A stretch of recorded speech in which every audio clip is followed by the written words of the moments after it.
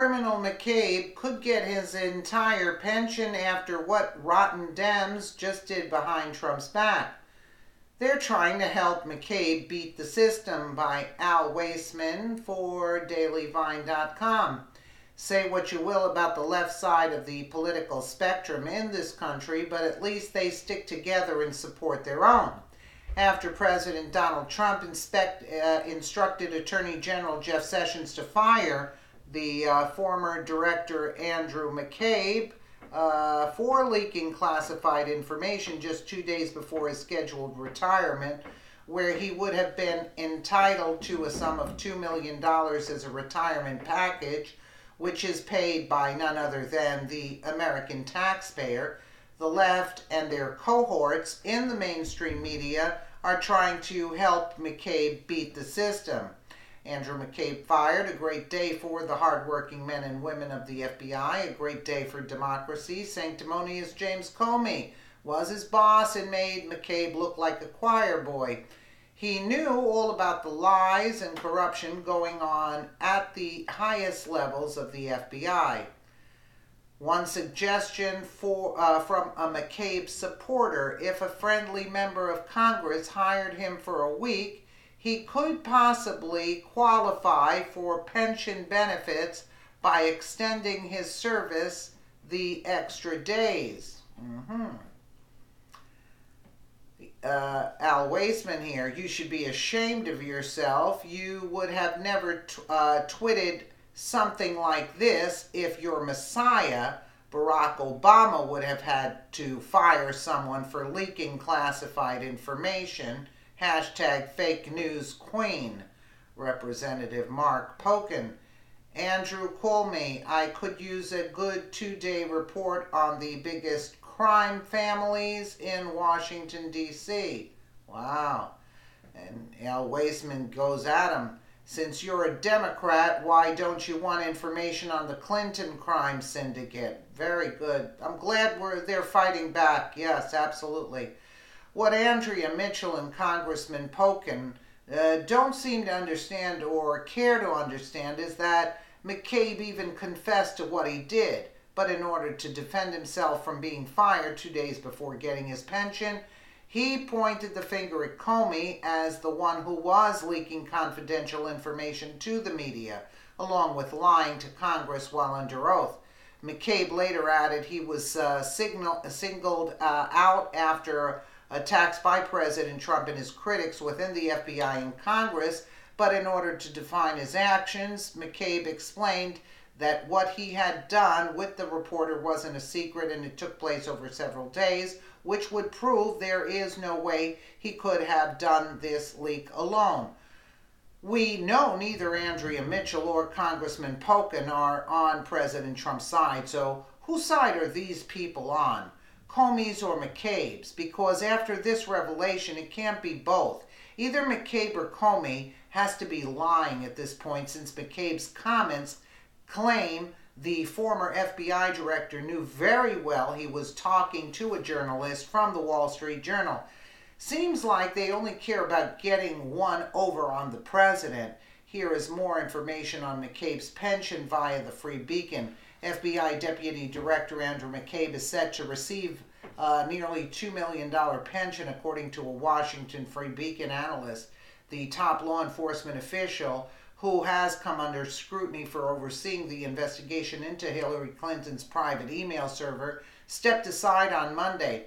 Mccabe took early retirement, which he was eligible for after serving at the Bureau for over 20 years. Mccabe joined the FBI in 1996 and worked his way up to high-paying executive service positions.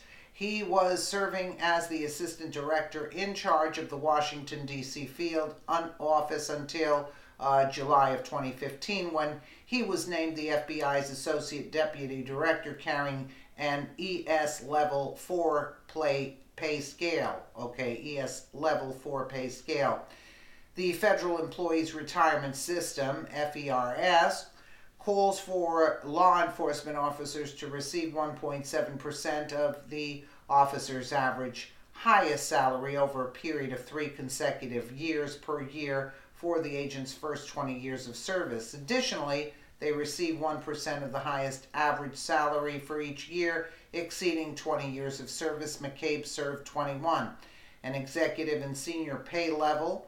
Mccabe's average highest salary is estimated at $157,800, taken from his various roles at the FBI between 2015 and 2017.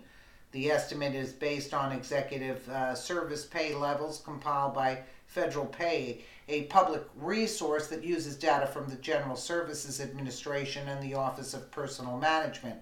In 2015, Mccabe received roughly $151,200 after reaching the highest ES level for salary in July after being named Associate Deputy Director. Mccabe received $160,300 in 2016 after James Comey appointed him Deputy Director. In 2017, remaining in an ES Level 4 position, he received $161,900.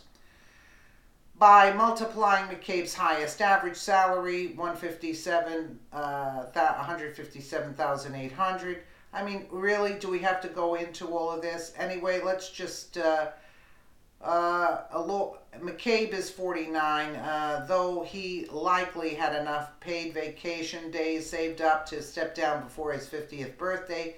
The age requirement for those taking early retirement with at least 20 years of service. As a law enforcement officer, Mccabe is also eligible for cost of living adjustment on top of his pension.